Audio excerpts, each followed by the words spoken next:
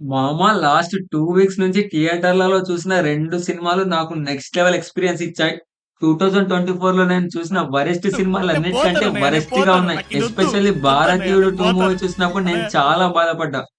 Because 'అపరిచితుడు' లాంటి iconic మూవీని direct చేసిన శంకర్ గారేనా ఈ మూవీని డైరెక్ట్ చేసింది అన్న ఒక చిన్న డౌట్ వచ్చింది ఒకానొక సందర్భంలో.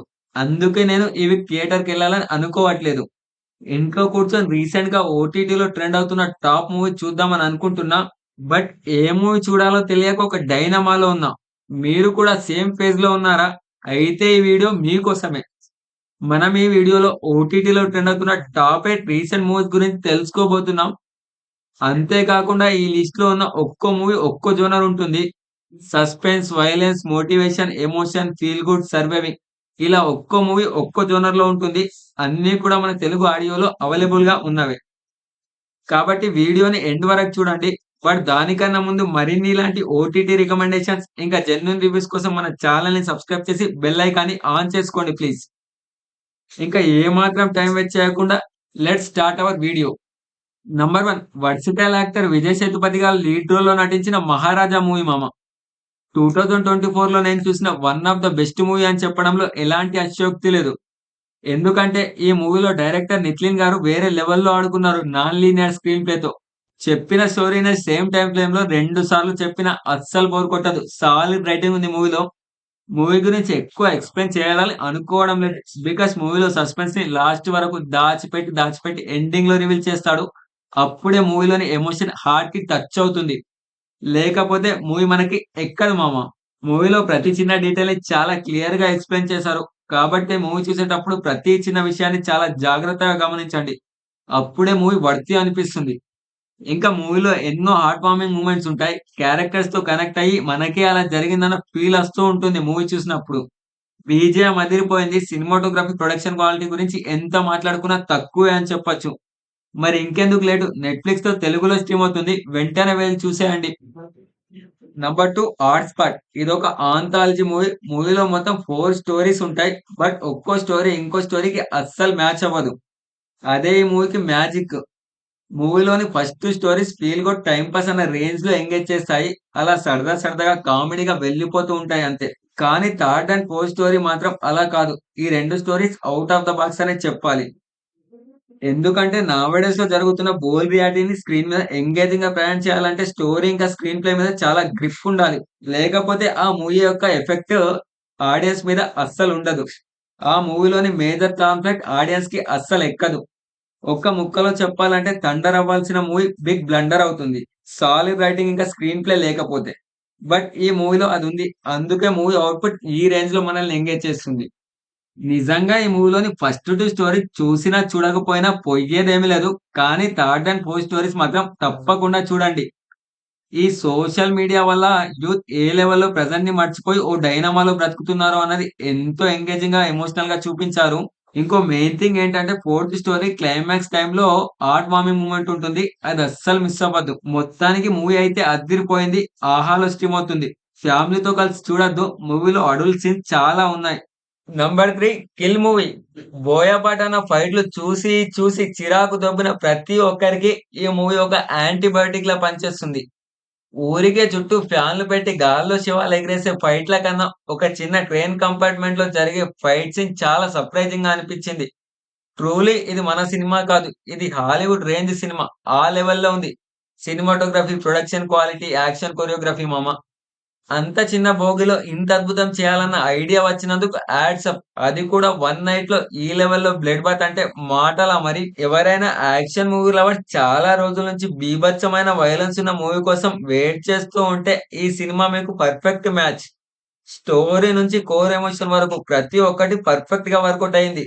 రన్ టైమ్ కూడా మన రక్తం మరిగించేలా ఉంది. జస్ట్ 1 అవర్ 40 మినిట్స్ అంతే. ఇలా స్టార్ట్ చేస్తే అలా అయిపోతుంది. ఇవి మాత్రమే కాకుండా క్యారెక్టర్ ఆర్క్‌ని చాలా సాలిడ్‌గా రాసుకున్నాడు. స్క్రీన్ ప్లే కూడా అద్దిరిపోయింది. మరి ఇంకెందుకు లేటు కంపార్ట్మెంట్‌లో ఇన్ఫినిటీ బ్లడ్ బాత్ ఇంకా వయలెన్స్ కోసం వెంటనే వెళ్లి చూసేయండి. ప్రైమ్‌లో స్ట్రీమ్ అవుతుంది ఔట్ ఆఫ్ కంట్రీలో. ఇంకా ఇండియాలో ప్రెజెంట్ అవైలబుల్‌గా లేదు. ఉన్నా కూడా హిందీలో ఉంది. ఎక్కడో మీకు తెలుసు కదా! Number 4 'Chandu champion'. బాలీవుడ్‌కి ఏమైందో తెలియదు కానీ వరుస పెట్టి షాకులిస్తున్నారు ఈ సంవత్సరం నాకు. మొన్న 'మైదాన్' నిన్న 'శ్రీకాంత్' ఇప్పుడు 'చందు చాంపియన్' అసలెలా తీస్తారయ్యా ఇంత మంచిగా బయోపిక్స్? ఇదెలా పాసిబుల్ అని అంటున్నా. బికాస్ ఈ మూవీస్ కమర్షియల్‌గా థియేటర్‌లో కలెక్షన్‌లు రాకపోయినా మూవీలో మ్యాటర్ ఇంకా మోటివేషన్ 2 కూడా మనల్ని చాలా ఎంగేజ్ చేస్తాయి. మూవీలో హీరో క్యారెక్టర్‌ని చాలా బాగా డిజైన్ చేశారు. అందుకే అనుకుంటా హీరో క్యారెక్టర్‌కి ఆ లెవెల్‌లో కనెక్ట్ అయ్యి మూవీ మధ్యలో ఏడ్చేస్తాను.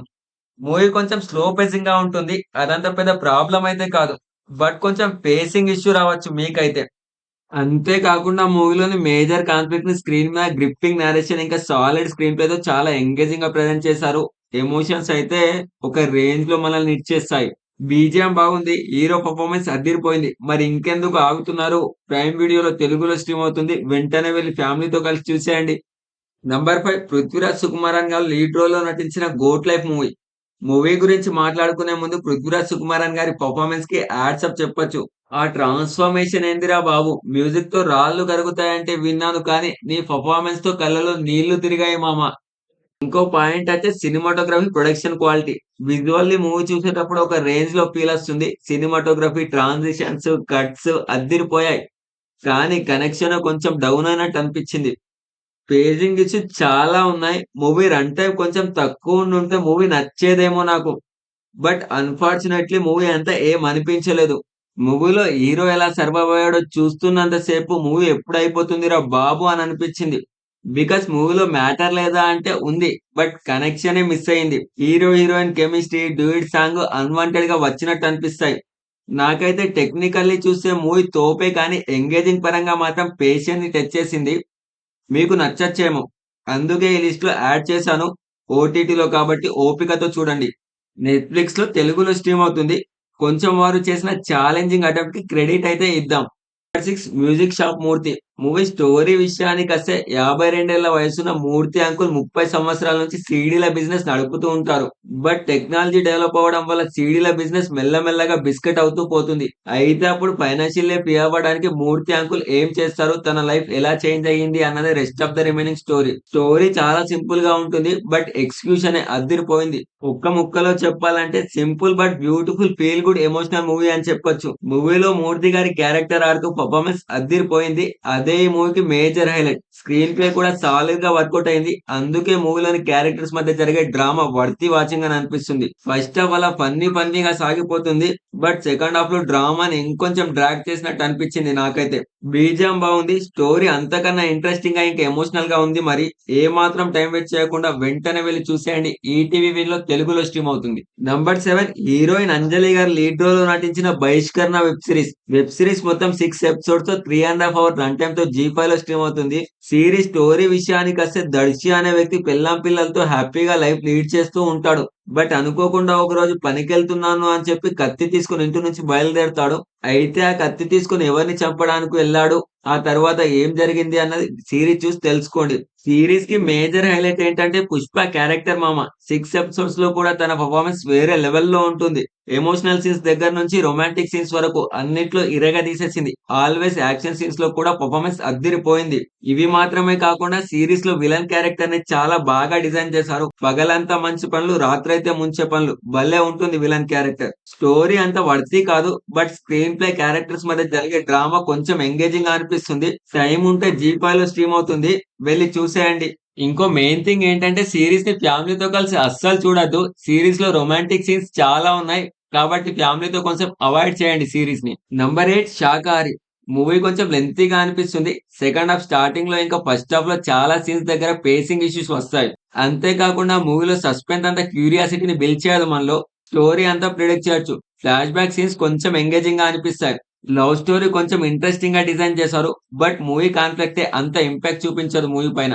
బీజీఎం డీసెంట్ గానే ఉంది. సినిమాటోగ్రఫీ, ప్రొడక్షన్ క్వాలిటీ కూడా బానే మెయింటైన్ చేశారు. బట్ మూవీ అంత ఎంగేజింగ్‌గా అనిపించదు. ఇవి మరి రీసెంట్‌గా ఓటీటీలో ట్రెండ్ అవుతున్న టాప్ 8 బెస్ట్ మూవీస్. వీటిలో ఏ మూవీని ఫస్ట్ చూస్తారో కింద కామెంట్ సెక్షన్‌లో కామెంట్ చేయండి. అలాగే మరిన్ని ఇలాంటి ఇంట్రెస్టింగ్ మూవీ రికమెండేషన్ వీడియోస్ కోసం మన ఛానెల్‌ని సబ్స్క్రైబ్ చేసి బెల్ ఐకాన్‌ని ఆన్ చేసుకోండి ప్లీజ్.